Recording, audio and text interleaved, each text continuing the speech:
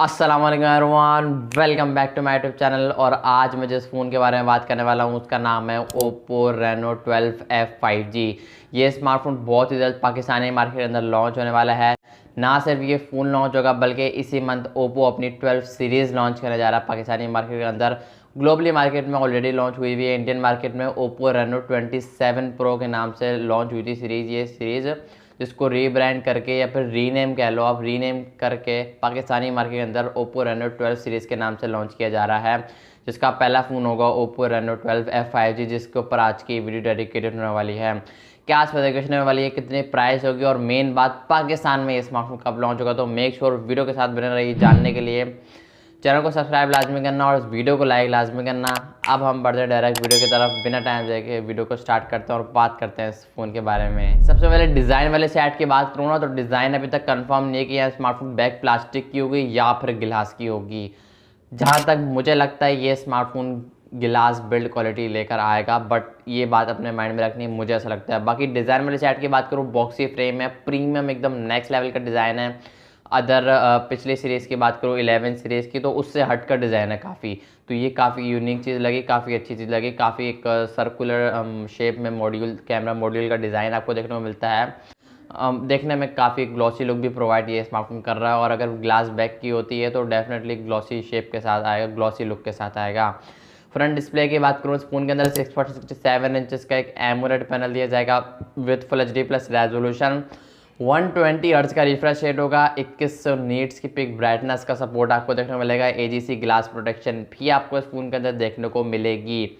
अब देखो nits pick brightness कितनी है, 2100 नीट्स पिक ब्राइटनेस है। और डेफिनेटली आपको इंडोर आउटडोर विजिबिलिटी का इशू देखने को नहीं मिलेगा। यहाँ पर एमुलेट के साथ 120 हर्ट्ज का रिफ्रेश रेट है, तो मतलब इन डिस्प्ले फिंगरप्रिंट सेंसर आपको इस फ़ोन के अंदर देखने को मिलेगा। ये जो कंपैरिजन है आपका scrolling, browsing, social media optimisation, तो ये आपका एक्सपीरियंस, कंटेंट वॉच करने एक्सपीरियंस वाली काफ़ी बेहतरीन, काफ़ी तगड़ा होने वाला है, बिकॉज ये ओप्पो की Reno 12 सीरीज़ काफ़ी कॉस्टली होने वाली है।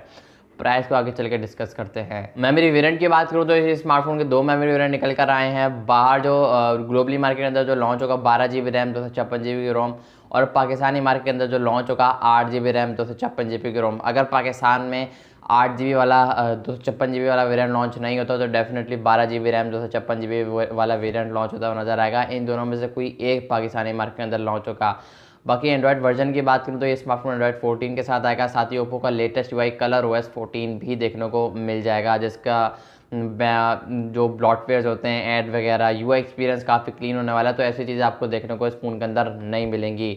परफॉर्मेंस वाले साइड की बात करूँ, हार्डवेयर वाले साइड की बात करूँ तो भाई इस फ़ोन के अंदर MediaTek की तरफ से होने वाला Dimensity 6300 लगाया गया है, जो कि 6 नैनोमीटर आर्किटेक्चर पर बेस करता है। और उसके साथ UFS 2.2 की स्टोरेज आपको देखने को मिलेगी, 256 GB और 512 GB जो भी आपको देखने को मिलेगी। UFS 2.2 की स्टोरेज देखने को मिलेगी। ओवरऑल 6 नैनोमीटर आर्किटेक्चर पर काम करता है जो MediaTek Helio और MediaTek Dimensity 6300 है। परफॉर्मेंस वाले साइड की बात करूँ, काफ़ी अच्छा, काफ़ी तगड़ा चिपसेट है, बट स्टिल इसके बारे में कुछ कंफर्मेशन देखने को नहीं मिलती कि PUBG के अंदर कितने FPS होगा, जायरो कैसा होगा।